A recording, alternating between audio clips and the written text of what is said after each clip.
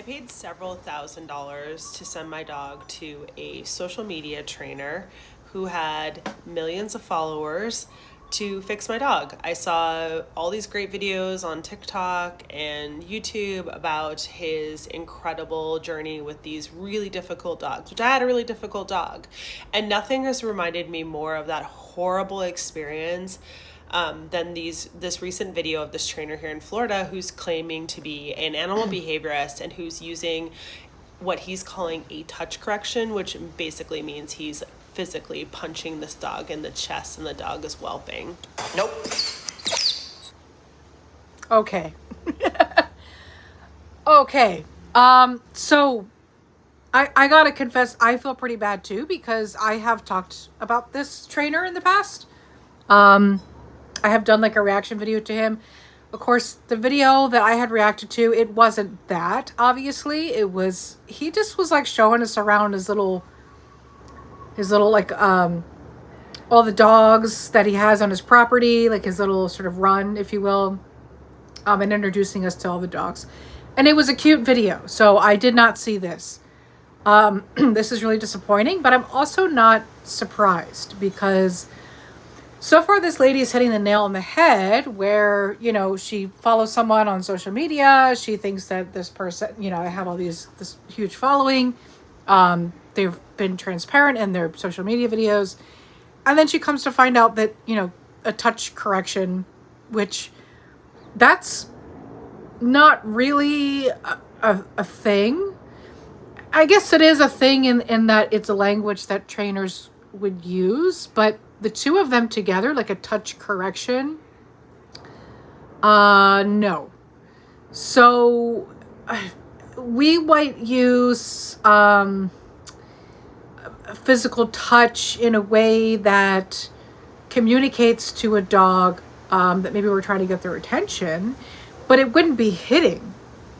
That's not appropriate. So, you know, you can use tactile cues, especially on a dog that is deaf. But hitting a dog like that, I wouldn't see any reason for that type of training to work. And how this guy got as many following or as big as a following he did, well, I'm over here with like 50 people on TikTok, by the way. I'm just saying, hey, if y'all know the secret to getting more following on TikTok, y'all let me know. But because I haven't figured out, maybe I'm just too old. Regardless, this guy's a big following, and this person is very disappointed in the training that she's done so far for obvious reasons, and that was kind of disturbing to see. So I'm going to let her continue talking a little bit, and then we'll kind of recap on what she just said. He claims in the video that he is this dog's last chance and that if he doesn't do this, the dog is going to have to be put down. I can't imagine a worse life for a dog. It's almost like, you know, at the end of the day, like, what is life if he has to keep facing punishment like this, really? I kind of fell for this propaganda as well, is that, you know, I needed to cause some kind of fearful interaction with my dog to get them to stop having these reactions. And I was given a slip lead, I was given a prong collar, I was given an e-collar, and every time something wasn't working, this trainer was convincing me that either I wasn't doing what they told them or that this was an unusual incident. Never once did the trainer rely on any sort of science to explain why this was happening with my dog. And I think what you don't realize about a lot of dogs, and what I've come to learn, is that there's usually an underlying condition, and any great trainer is going to tell you to take the dog to a vet behaviorist or give you a vet behaviorist referral first. Rule out an underlying condition, and that is something that you should look for when you're actually hiring a trainer, is that they can... Yes, I just had this conversation. I guess this makes me a great trainer. Yes, absolutely, 5,000%. If your dog is acting out in some way, in some behavior you've never seen before, if your dog bit the neighbor, you've never seen that, please take him to the vet first. Take him to the vet. make sure, get a whole body health check, okay? Because sometimes there's an underlying health issue that we didn't see. And, you know, they might have a thyroid issue and they're just acting out, okay? Or they might be in pain and they're acting out and we don't know it. That's just going to lead to more frustration for the dog and failed training and a lot of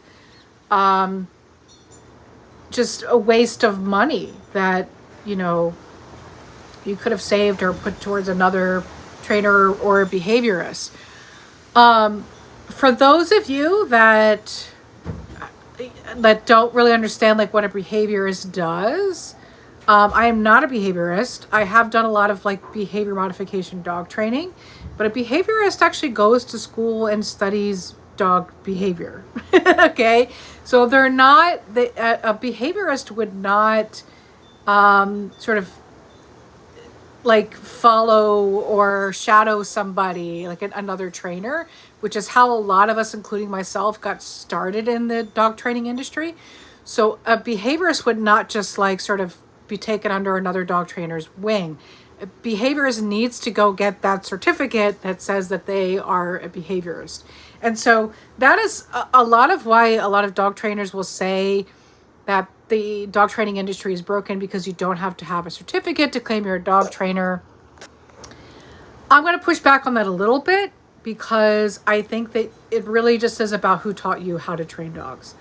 Like you can go to a college, you could go to a school, and if you didn't have good teachers there, you're going to be a crappy dog trainer. That's just really all it is. And I've met a lot of dog trainers who went and got their certificate, but when and they're very good at like the textbook stuff, they know more words than I do, okay? But then when it actually comes to training the dogs, they don't know how to do it. They don't know how to actually put it into practice. And that comes with time and experience. And I think that we're all in this together. All of us positive reinforcement dog trainers, all of the dog trainers out there that believe in science, myself included in that, we're all a team, okay? And so if you're saying that, you know, this other dog trainer over here don't count because they didn't go to school, I take issue with that because I think it gives people like me, it kind of pushes them to the side. And so I don't want it to be about business. This is about helping people understand and educating them about how and why trainers like this are not acceptable in the dog training community. So I hope you all enjoyed my speech. I will let her continue talking because she said some really powerful stuff so far, and I love it. So thank you so much for speaking your mind. I'm forgetting who this person is. Team behind you to figure out what's going on with your dog. And I just don't understand how people would want a relationship like this with their dog. And I had to learn the hard way. I had to, you know, I went through all these trainers and kept kind of trying to find a cure. And I think the thing that I also couldn't accept is that there wasn't going to be a cure for my dog. There was going to be about him 50% being better was the goal that we were aiming for. And I worked with a positive reinforcement trainer. I worked with an amazing vet behaviorist. And I'm here to say, because there's so many people in the comments that are reinforcing that this is what you need to do to deal with these dogs' reactions, their fearful reactions. My dog is afraid of people and afraid of cars. He was genetically born that way. The last thing I want to do is make him even more fearful by yanking him by the neck.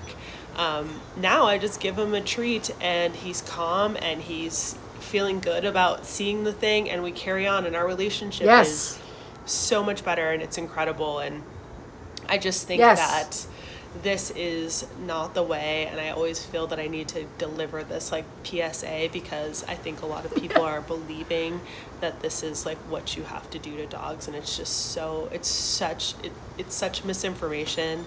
And I hope this video also finds its way to the owner of that dog, and that they can be told that there's just another way.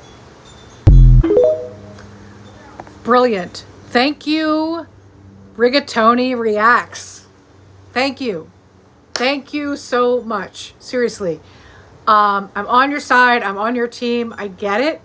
And I have the same reaction. And I loved that you mentioned that it's about accepting your dog, and your dog's personality. And so sometimes when a trainer tells you that they're going to fix your dog, that's probably some sort of scam, or they're just not being honest.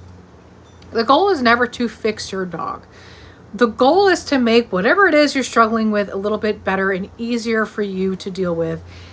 And over time, your dog's behavior will start to change, because your dog's behavior is going to change as they grow older, and your relationship to your dog is going to change as you start training, right? So to her point, right, like yanking on her dog's neck and doing all this stuff that was not creating a good relationship with her dog. And luring with treats and praising, that is creating a good relationship with her dog. So over time, and it's not going to happen fast, guys. I'm talking a period of 6 months to a year. That's when you'll start to see some changes in your dog's behavior. How much that changes, I don't know. It depends on how much the owner does. How much does the owner... It's not so much are they good at training. It's more about how much do they practice these techniques, how in tune they are with their dog. You know, I've had people come to me that I've seen such miraculous changes in their dog that I actually cried. I'm not kidding. I actually cried, and I'm not a crier, so I think that says a lot. And then there's other like, you know, dog owners who'll come to me and they've seen some progress, but their dog is still their dog. You know, it's still their dog. So it's a little bit easier for them to deal with, but their dog is still just going to be outlandish or ridiculous or whatever it is they're dealing with.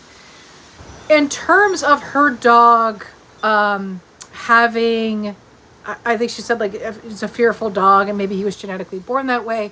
So that can happen, where sometimes there are dogs that are, it's genetics. I've also seen mental illness in dogs. And that's something that I've had to be honest with the owner about and be like, hey, listen, this is going to be more about management than it is about training. And I could teach you how to manage this better so that no one gets hurt.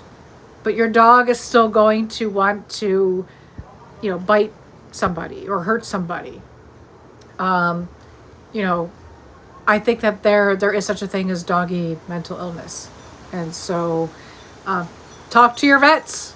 Talk to your vets, okay? Do not rely on us trainers all the time to help you with dog behavior. Talk to your vets. See a behaviorist. Absolutely. I would love to collaborate with any behaviorist in Oahu, on the island of Oahu. If you're out there, hit me up. Okay, maybe we can communicate and direct people towards each other to create a safer island, because yeah, this was in Florida. So luckily we don't have this guy here, but I'm sure there's trainers like that here on Oahu. All right, guys, thank you for tuning in. I hope you guys get something out of these videos. I'll see you next time.